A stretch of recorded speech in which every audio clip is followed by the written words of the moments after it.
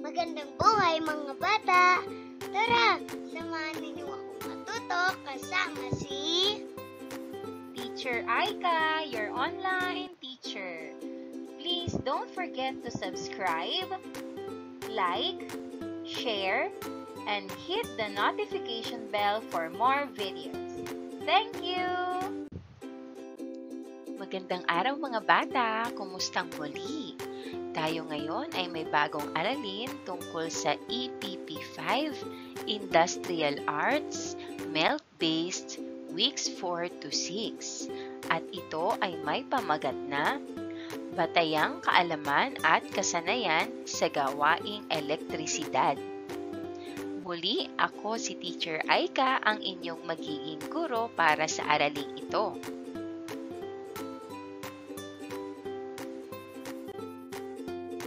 Kapag nahinto ang puwersa o daloy ng kuryente, maraming mga bagay ang naaantala o naaabala.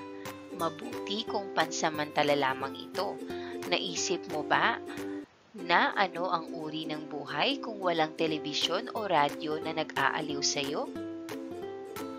Paano naman kung titira ka sa isang syudad sa panahon ng tag-init kung walang ventilador na magbibigay ng lamig sa iyo? At gusto mo bang tuwing sasapit ang gabi ay mangangapa ka sa dilim?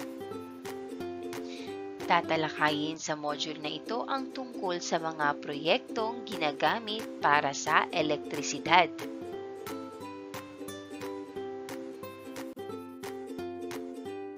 Mahalagang matutunan at maunawaan ang wastong kasangkapan at kagamitan na ginagamit sa gawaing pang-elektrisidad upang maging ligtas at maayos ang isasagawang proyekto. Upang makagawa ng isang dekalidad at maayos na proyekto sa tamang oras, nararapat na magkaroon ng tamang pagpaplano sa paggawa. Ang pagpaplano sa paggawa ng proyekto ay isang mahalagang paghahanda sa anumang bahagi o gawaing sisimulan. Ito ay magsisilbing alituntunin upang matapos ng maayos ang proyekto.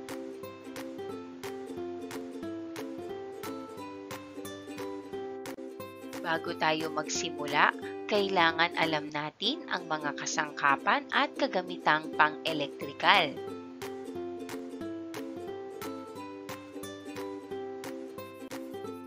Ang tamang kaalaman sa paggamit at pangangalaga ng iba't ibang kagamitan at kasangkapang pang-elektrisidad ay isang mahalagang salik upang mapanatili ang gamit at kapakinabangan nito.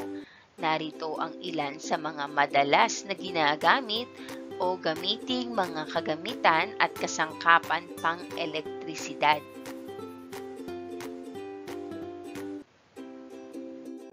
Number 1 ay screwdriver. Hawakan ang screwdriver sa handle. Ipihit pakanan kung ang nais ay sikipan ang screw. Pakaliwa naman ang pagpihit kung ang nais ay luwagan. Number 2 ay martilyo. Hawakan ang martilyo at tiyaking may sapat na puwersa. Itapat ang pupukpukin sa bakal ng martilyo para matansya bago pukpukin. Number 3 ay pliers. Gamit ang isang kamay, hawakan ang pliers sa bahaging nakabalot ng insulator upang maiwasan ang posibleng aksidenteng makuryente kapag dumikit ang pliers sa live wire.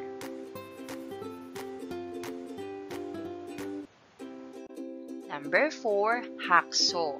Ilagay ng maayos ang hacksaw blade sa magkabilang dulo. Higpitan ang mga lock para hindi matanggal sa pagkakabit. Itapat ang hacksaw sa workpiece, hawakan ng isang kamay ang hawakan at isang kamay sa unahan ng hacksaw. Igalaw sa isang direksyon lamang.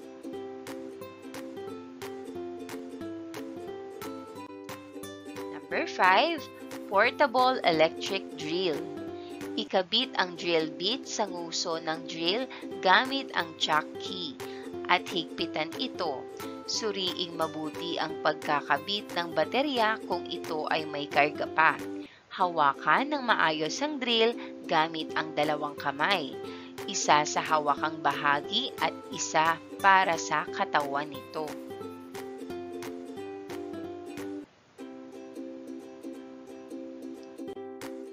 Mga kagamitang panghawak.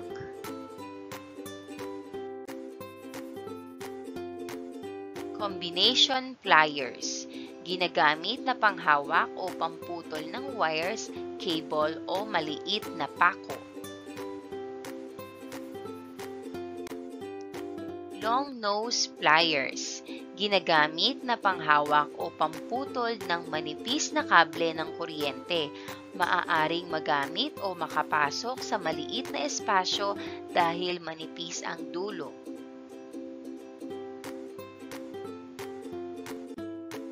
Bench vise. Ginagamit na panghawak o panghigpit.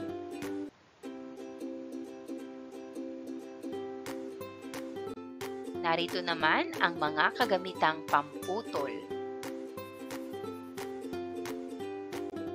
Hacksaw. Ginagamit na pamutol ng bakal, tubo at iba pang uri ng metal. Pipe cutter. Ginagamit na pamutol ng bakal.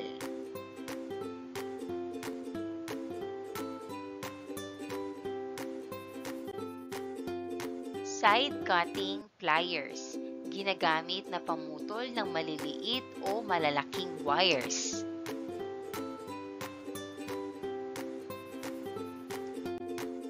Mga kagamitang panghigpit. Phillips screwdriver. Ginagamit para luwagan o higpitan ang tornilyo na ang dulo ay hugis screws.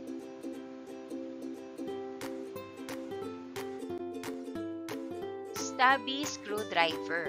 Ginagamit na panghigpit o pangluwag ng mga tornilyo nasa masikip na espasyo kung saan hindi kasya o hindi abot ng pangkaraniwang screwdriver.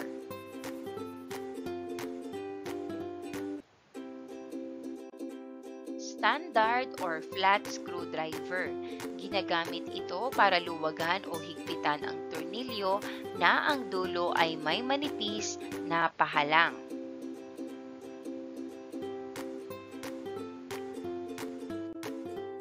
Claw hammer. Ginagamit na pamukpok o pangtanggal o bunot ng pako.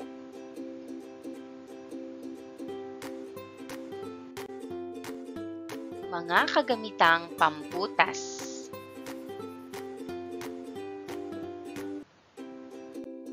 Gimlet. Ginagamit para makagawa ng maliit na butas, karaniwan sa kahoy nang hindi ito napuputol.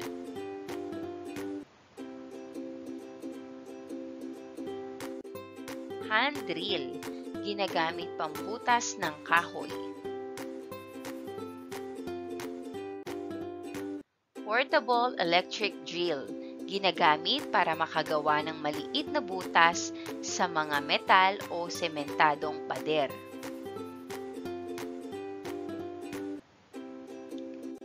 Narito ang iba pang materyales. Electrician's knife. Ginagamit pambalot ng wire o kable ng kuryente.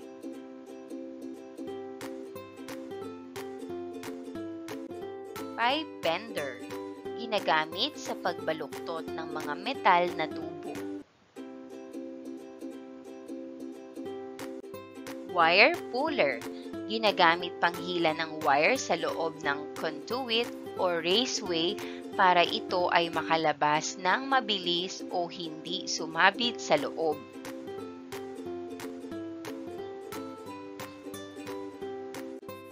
Narito naman ang ilan sa mga paalala sa paggamit ng mga kagamitang elektrikal.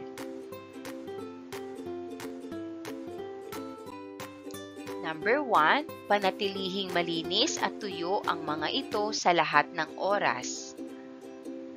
Number 2, Gamitin ang bawat kagamitan ng maayos at ng may sapat na kaligtasan. Number 3, suriin ang bawat kagamitang kakailanganin bago ito gamitin. Number 4, basahin at unawaing mabuti ang manual ng paggamit ng bawat kasangkapang elektrikal.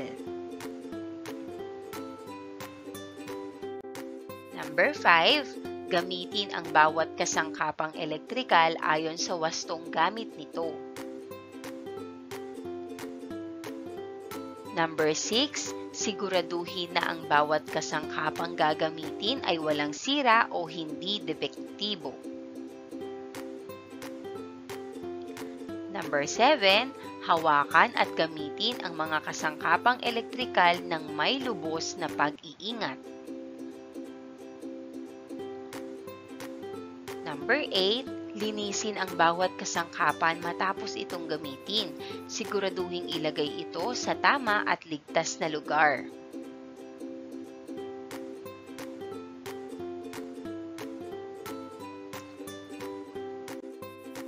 Narito naman ang paggawa ng simpleng series circuit.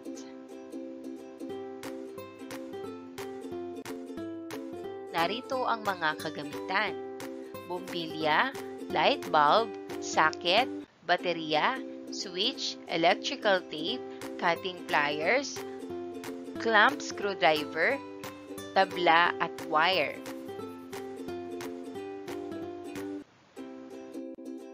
Mga paraan sa paggawa ng electrical circuits. Number 1, ihanda ang mga kagamitan na gagamitin. Number 2, ikabit ang dalawang wire sa magkabilang dulo ng baterya. Number 3, ikabit ang isang wire na nanggaling sa baterya sa kabilang dulo ng light bulb socket at kumuha ng isa pang wire para ikabit sa kabilang dulo nito. Number 4, ikabit ang wire na nanggaling sa light bulb socket at ikabit sa kabilang dulo ng switch. Pag naikabit na ang wire na nanggaling sa light bulb socket, ang kabilang dulo ng wire na nanggaling sa baterya ay ikakabit sa kabilang dulo ng switch.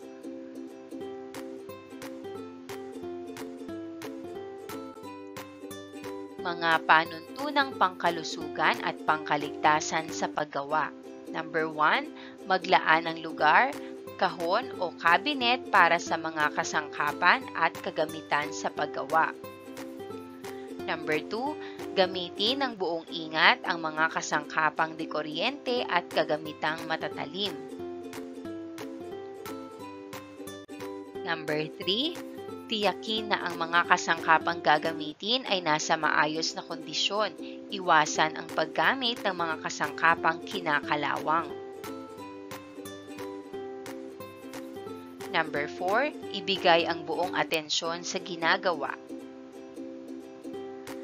Number 5, basahin ang tagubilin sa paggamit ng mga kasangkapang dekuryente.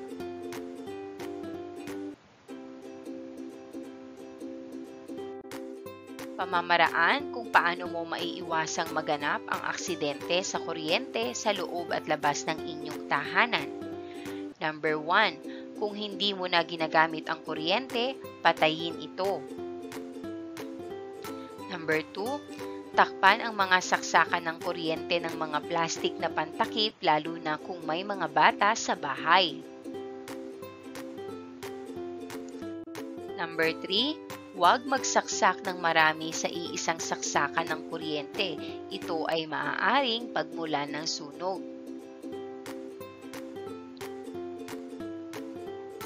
Number 4, hilahin ang pansaksak mula sa plug, hindi sa kable.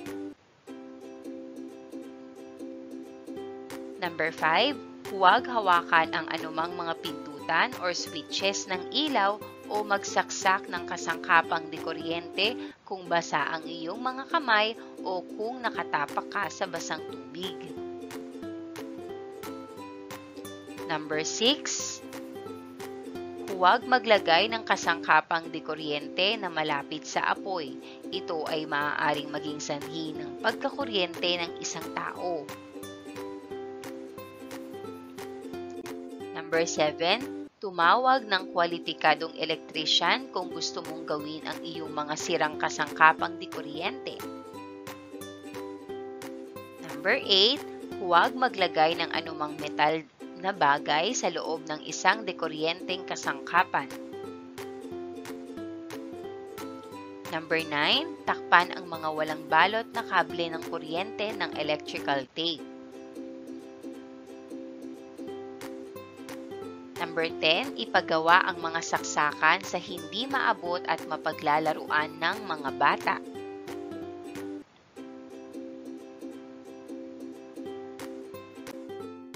Gawain sa pagkatuto bilang isa. Basahing mabuti ang bawat pangungusap, piliin ang titik ng tamang sagot. Isulat ang sagot sa sagutang papel. Number 1. Ano ang iyong gagawin kung may nakita kang isang taong nakuryente? A. Buhusan ng tubig ang biktima. B. Hatakin ito palayo sa kuryente. C. Itulak ito sa pamamagitan ng tuyong walis na kahoy ang hawakan. Or D. Tumawag ng doktor. Ang tamang sagot, letter C. Itulak ito sa pamamagitan ng tuyong walis na kahoy ang hawakan. Number 2. Anong mga bagay ang dapat mong ilayo sa iyong mga kasangkapang gumagamit ng kuryente? A. Plastic, B. Goma, C. Kahoy, or D. Tubig? Ang tamang sagot, D. Tubig. Number 3. Ano ang dapat mong gawin upang makatipid ng kuryente? A. Iwanang nakabukas ang mga ilaw kahit walang tao.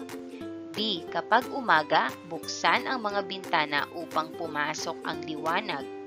C. Hayaang kumapal ang mga alikabok sa bombilya.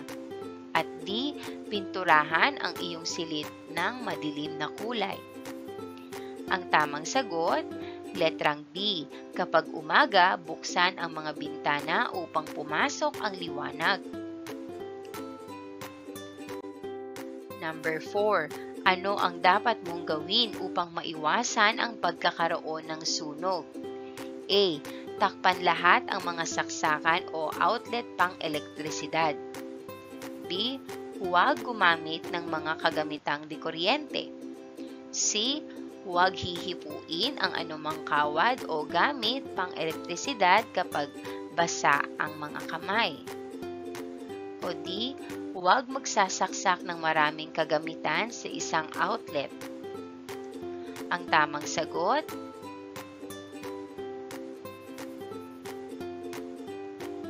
letter D. Huwag magsaksak ng maraming kagamitan sa isang outlet. Number 5. Kung mayroon kang thermos na dekuryente o airpot na may 600 watts, gaano karaming watt ang konsumo nito sa loob ng 1 at 1.5 oras? A. 750, B. 450, C. 900, or D. 800? Ang tamang sagot, letter C. 900. Gawain sa pagkatuto bilang 2. Basahing mabuti ang mga sumusunod na pangungusap. Piliin lamang ang titik ng tamang sagot at ilagay ito sa iyong sagutang papel.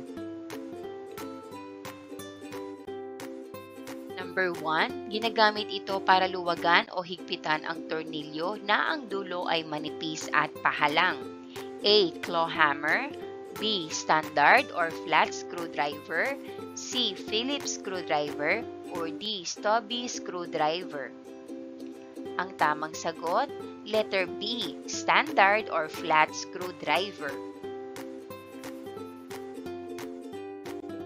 Number 2. Ginagamit na panghawak o pamputol ng wires, cable o maliit na pako. A. Combination pliers. B. Bench vise. C. Long nose pliers. Or D. Side cutting pliers. Ang tamang sagot ay letter A. Combination pliers. Number 3. Ginagamit na pamutol ng bakal, tubo at iba pang uri ng metal. A. Pipe cutter. B. Side cutting pliers. C. Hacksaw or D. Gimlet. Ang tamang sagot, letter C. Side cutting pliers. Number 4, ginagamit para makagawa ng maliit na butas sa mga metal o sementado at papel. A. Hand drill. B. Hacksaw. C. Gimlet. Or D. Portable electric drill. Ang tamang sagot, letter D. Portable electric drill. Number 5, ginagamit sa pagbabaluktot ng mga metal na tubo. A. Pipe bender. B. Wire puller. C. Electrician's knife. Or D. Wire stripper. Ang tamang sagot, letter A. Pipe bender. Gawain sa pagkatuto bilang 3. Sagutin ng tama o mali. Isulat ang sagot sa iyong papel.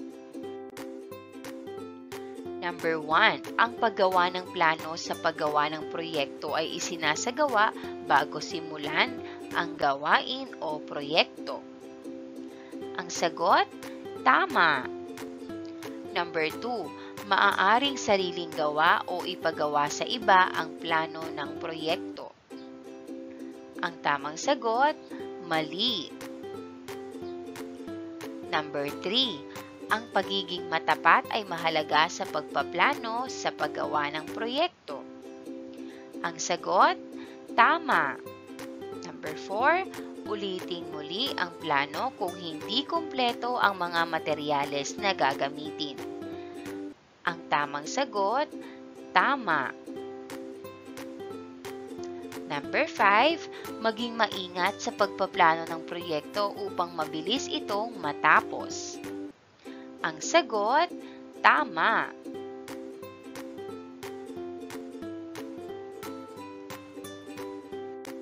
Gawain sa pagkatuto bilang 4. Piliin sa loob ng kahon ang tamang sagot na bubuo sa pangungusap sa ibaba. Gawin ito sa iyong sagutang papel. Narito ang mga pagpipilian. Combination pliers, hacksaw, hand drill, Phillips screwdriver, electrician's knife, switch, male plug, circuit breaker, connectors, fuse. Number 1, ginagamit na panghawak o pamputol ng wires, kable o maliit na pako. Ang sagot, combination pliers. Number 2, ginagamit na pangbalat ng wire o kable ng kuryente. Ang sagot, electrician's knife. Number 3, ginagamit pangprotekta sa dekuryenteng kasangkapan na kusang pinuputol ang daloy ng kuryente tuwing nagkakaroon ng overload o short circuit. Circuit breaker. Number 4, ginagamit na pamutol ng bakal, tubo, at iba pang uri ng metal. Hacksaw. Number 5, nagsisilbing bukasan at patayan ng kuryente. Sagot, switch. Number 6, pangprotekta sa dekuryenteng kasangkapan na kusang pumuputok upang putulin ang daloy ng kuryente kapag nagkaroon ng short circuit. Ang sagot, fuse. Number 7, ginagamit na pambutas ng kahoy? Ang sagot, hand drill. Number 8, ginagamit para luwagan o higpitan ang tornilyo na ang dulo ay hooky screws. Ang sagot, Phillips screwdriver. Number 9, isinasaksak sa convenience outlet. Isinasaksak para dumaloy ang kuryente papunta sa kasangkapang pinapagana ng kuryente. Ang sagot, male plug. At number 10, inilalagay sa dulo ng mga conduit para maikabit ng maayos sa junction box at utility box. Ang sagot, connector.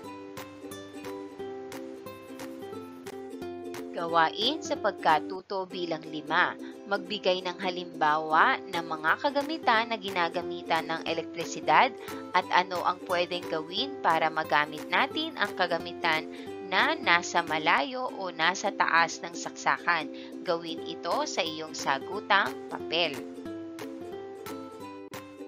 Number 1, ano-ano ang mga kagamitan, kasangkapan at materyales na ginagamit sa gawaing pang-elektrisidad?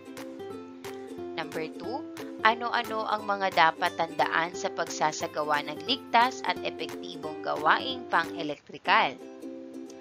At number 3, paano nakatutulong ang sapat na kaalaman at kasanayang elektrikal sa pamumuhay ng bawat tao? Gawain sa pagkatuto bilang 6. Kagamitang panghigpit, kagamitang panghawak, kagamitang pamutol, kagamitang pambutas, at mga materyales na pang-elektrisidad.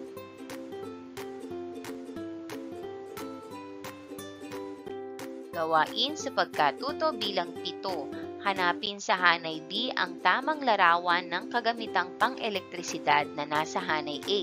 Isulat ang titik sa iyong sagutang papel. Number 1, claw hammer. Ang tamang sagot, letter E. Gimlet. Letter C. Phillips screwdriver. Letter D. Number 4, convenience outlet. Letter A. At number 5, electrician's knife. Letter B. Gawain sa pagkatuto bilang 8. Ang pagbuo ng simpleng extension cord. Gawing batayan sa paggawa ang scorecard ng series circuit sa ibaba. Gawin ito sa iyong sagutang papel. Paalala bago gumawa. Number 1, siyasatin kung ang mga kagamitan ay maayos bago gamitin. Number 2, maging maingat at maayos sa paggamit ng mga kasangkapan. Number 3, gamitin ang angkop na kagamitan sa bawat gawain. Number 4, pagkatapos ng paggawa, itabi ng maayos ang mga kagamitan. At number 5, kung kinakailangan, lagyan ng langis ang mga kagamitang metal upang hindi kalawangin. At number 6, humanap ng mga kasama sa bahay. Gumawa ng isang dagdag na saksakan or extension cord gamit ang mga sumusunod. Isang pirasong double outlet, 2 pirasong tornilyo, isang maliit na piraso ng tabla, 4M flat kawad number 18 or number 16, isang pirasong plug na yari sa goma, 2 sentimetro pa sobra sa laki ng outlet. Narito naman ang mga kasangkapan, lagari, cord stripper, lapis, ruler, katam, distornilyador, maliit na barena at pamutol o cutter. Narito ang pamamaraan. Number 1, maghanda ng plano ng paggawa.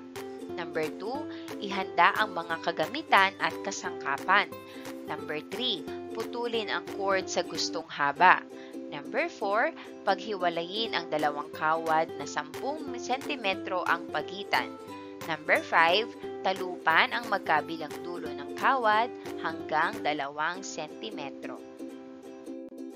Number 6, pilipitin ng maayos ang dalawang kawad.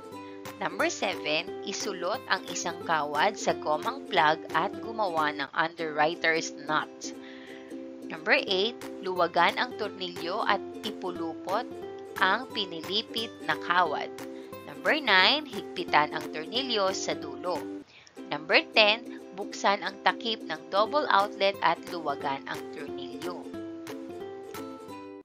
Number 11, ipulupot ang kabilang dulo ng pangalawang kawad sa tornilyo at pagkatapos ay higpitan.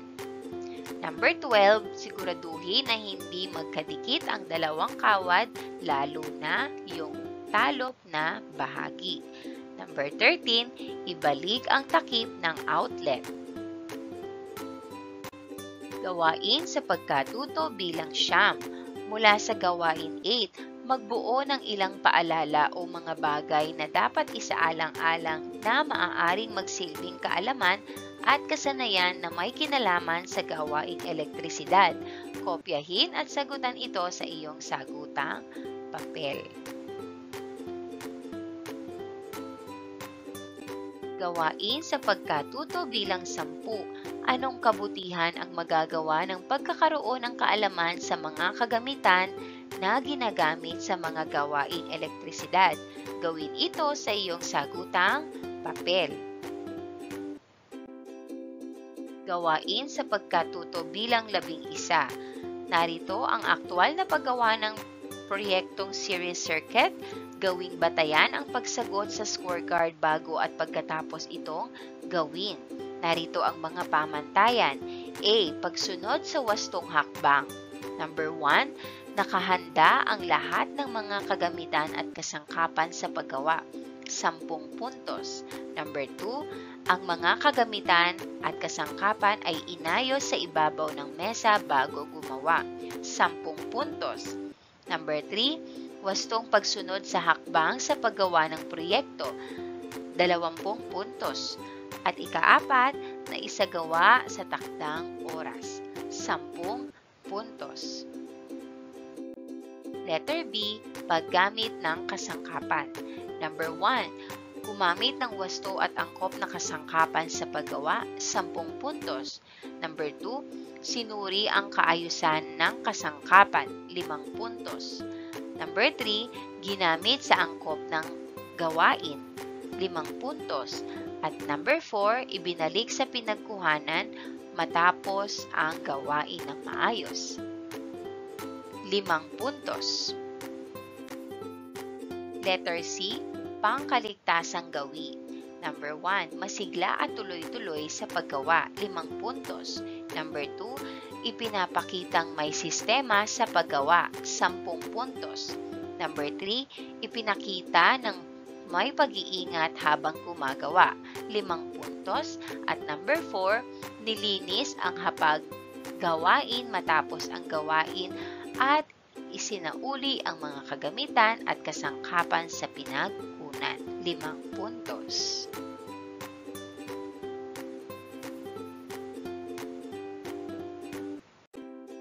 At dito nagtatapos ang ating aralin sa EPP 5, Industrial Arts, Weeks 4 to 6, Milk Base. At ito ay may pamagat na Batayang Kaalaman at Kasanayan sa Gawaing Elektrisidad. Muli ako si Teacher Aika at hanggang sa muli nating pagkikita. Maraming salamat!